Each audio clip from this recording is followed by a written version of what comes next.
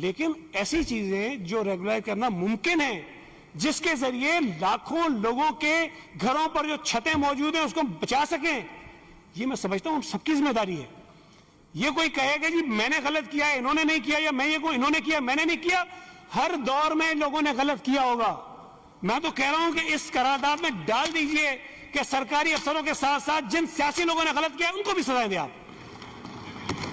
ان کو بھی دینی چاہیے، چاہے وہ مصطفیٰ کمال ہو چاہے وہ سعید غنی ہو، جس نے کیا دیں سزائیں سب کو آپ۔ لیکن ہماری نالائکیوں کی وجہ سے، ہمارے غلط فیصلوں کی وجہ سے، ہمارے بر وقت رکاوٹ نہ ڈالنے کی وجہ سے جو لوگ آباد ہو گئے ہیں، ہم بیٹھ کے کہیں جی سپریم کورٹ کہہ رہا اٹھا دو، بھائی آپ اٹھا دو، میں تو نہیں اٹھا سکتا ہوں۔ سپریم کورٹ پہ کنٹمپٹ مجھے 1 لگی ہوئی ہے، 10 لگ جائیں، میں یہ اپنے سر پہ بوجھ نہیں اٹھا سکتا کہ اس صوبے میں رہنے والے لاکھوں لوگوں کے گھر مسمار کرنے کا کوئی فیصلہ میں مان لوں۔ بھائی یہ تو اختیار مجھے ہے نا، فیصلہ ماننے کا میں پابند ہوں، یہ اختیار تو ہے کہ میں ریزائن کر دوں، یہ اختیار تو ہے کہ میں اسمبلی چھوڑ دوں، یہ اس میں بھی مجھے روکے گا کوئی؟ سر اگر یہ فیصلہ ہو گیا کہ سارے گھر توڑنے میں یہاں کھڑے ہو کے کہہ رہا ہوں میں اسمبلی چھوڑ دوں گا، سر وزارت تو چھوٹی سی بات ہے،